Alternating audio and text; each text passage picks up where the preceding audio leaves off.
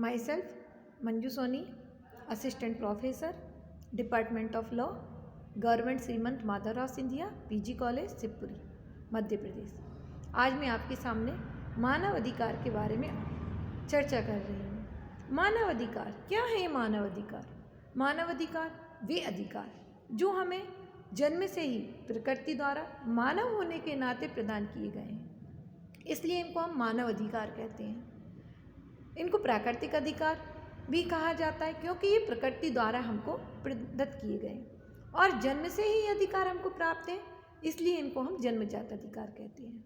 मानव अधिकारों के संरक्षण के बारे में हम यदि बात करें तो प्राचीन समय से ही हमको इनके बारे में जानकारी मिलती है। प्राचीन समय से हमें कैसे पता चला कि इन मानव अधिकार के संरक्षण के बारे में प्रयास किए गए, मानव अधिकारों का संरक्षण किया गया? तो इसके बारे में हमें bill of rights, Magna carta, जिसे कि मानव अधिकार का सबसे महत्वपूर्ण दस्तावेज माना जाता है, उससे हमें जानकारी प्राप्त होती है। और मानव अधिकारों के संरक्षण की आज अंतर्राष्ट्रीय आवश्यकता भी महसूस की गई, इसीलिए अंतर्राष्ट्रीय स्तर पर संयुक्त राष्ट्र संघ द्वारा मानव अधिकार की गठन किया गया। मानव अधिकार अंतर्राष्ट्रीय मानव अधिकार आयोग का गठन करने के फलस्वरूप अंतर्राष्ट्रीय मानव अधिकारों के संरक्षण एवं संवर्धन के लिए वियना सम्मेलन भी किया गया, जिसमें 2 परिसंविधाएं भी पारित की गई, आर्थिक एवं सामाजिक परिसंविधा, राजनीतिक एवं सिविल परिसंविधा।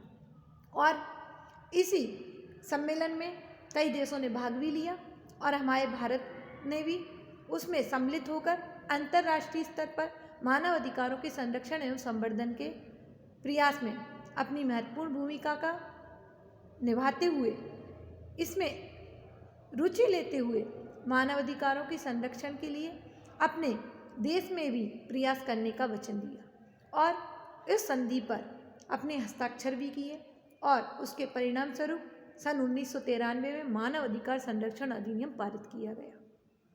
मानव अधिकार संरक्षण अधिनियम पारित होने के पश्चात मानव अधिकार आयोगों का राष्ट्रीय स्तर पर भी और राज्य स्तर पर भी स्थापना की गई।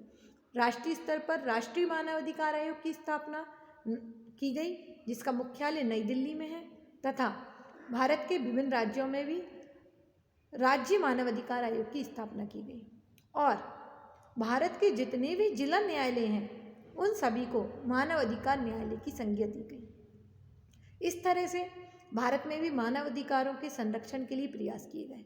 हमारे संविधान में भी जो मौलिक अधिकार दिए गए हैं उनमें मानव अधिकारों का भी उल्लेख है।